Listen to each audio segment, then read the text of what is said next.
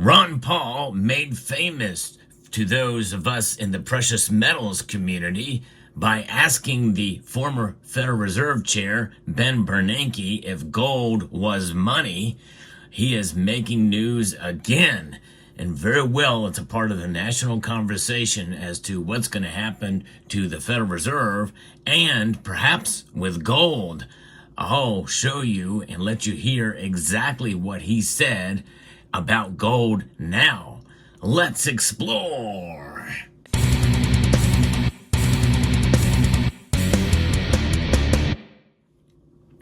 Gold is always a part of the national conversation, whether or not the politicians and the general populace likes to think it is or not.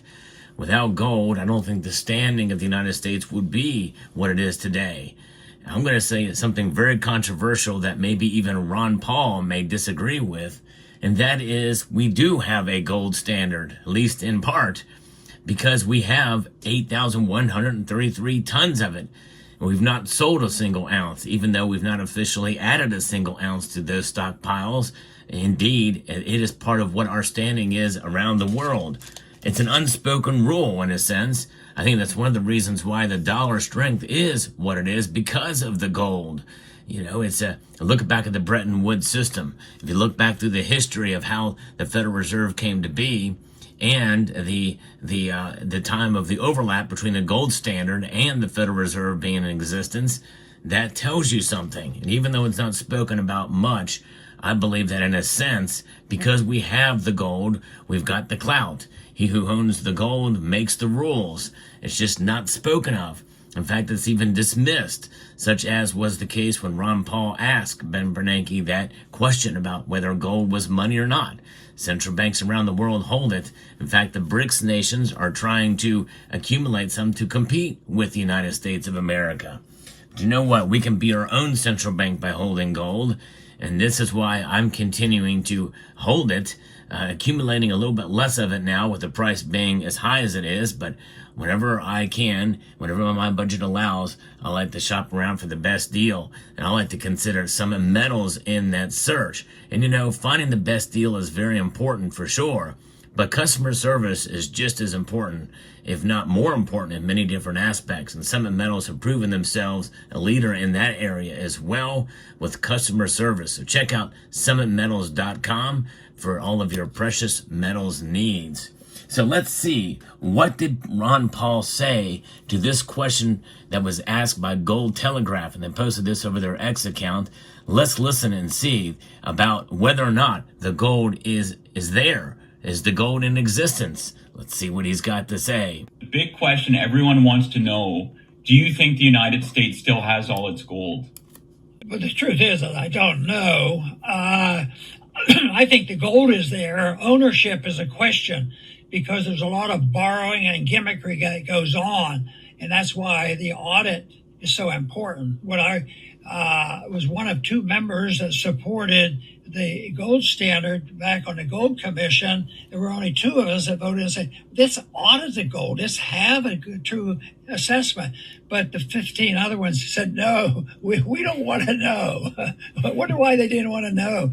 Because when I asked for a vote in the House, we did pretty well. We got all the Republicans, and they're all not all libertarian, and a bunch of Democrats voted for it, realizing that revealing what's going on is not necessarily a partisan issue, and it's a good issue. That is the crux of it all, folks. It's about whether or not the ownership is there. Because of all the moving them back and forth, of borrowing, leasing, and financial gimmicks, this is one thing that I don't like about the gold and silver markets. Well, most commodity markets, it has options, futures, ETFs, EFPs, all of the different things, and all of the different ways to be able to track this stuff and trade it without the actual physical. There's not really a one-to-one ratio with anything anymore, other than the fact that you own it, you hold it, you own it, and that's really what it's about, owning it. And who owns it? It may exist, but who is it allocated to? And so therefore, he wants an audit of the gold. This is profound, folks, because he has already been tagged as almost pretty much asked to audit the Federal Reserve. which is something that he sounds open to. He's not closed any kind of, he's not declined that invitation. So who knows if that's going to happen. Of course, in part, the next logical step would be to audit the gold reserves here in the United States. Now, understand this, folks. There are audits that occur of the gold reserves, and there's an audit of the Federal Reserve pretty regularly. It's just that those audits are closed off. And how accountable are those audits? And just like the inspectors general of all these government agencies, are they really doing their job? Most of those inspectors generals have been fired by the Trump administration and the Doge team precisely because of their inefficiency and being able to find inefficiencies in government spending and government accountability. And so this is a time where essentially this is big news, because if he says there needs to be audit of the gold reserves and he's could be tapped to head a task force, even at 89 years old, the man is very sharp. You got to give him that. There's no question about that. And so we very well could see an audit of the gold reserve. So this potentially is pretty big news. But the thing is, it's something that I've not fully considered. Yes, the gold is there, but who is it allocated to? Who really owns it? So it's not necessarily a matter of tracking every physical bar and assaying it, although I do think that needs to be done as well, and it should be fully transparent if they were to make that happen. It's about tracking the ownership of the bars.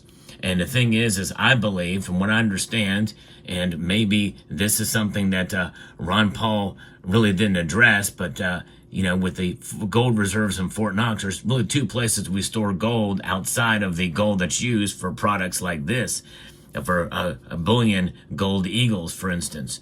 And that is the gold that is in West Point that is utilized for that. But the gold in New York, I think, is most of the gold that is allocated to different entities, different foreign governments, commercial banks and the like. Whereas the gold in Fort Knox, from what I understand, and again, a full audit would answer this question, is that gold is supposed to be earmarked specifically as the gold reserves of the United States of America, being held by and custodian with the Treasury of the United States of America, not owned by the Federal Reserve, which merely owns gold certificates to back it up. Of course, all this talk now about the gold revaluation really kind of makes you wonder. You think about gold revaluation back from Executive Order 6102, when FDR banned the ownership of gold outside of five of these, rather, $20 gold pieces or $100 in gold, whether they be, the $5, $100 worth of $5 gold pieces, $10 gold pieces, $5 gold pieces, and so forth and so on. But five of these is of the largest denomination, $20.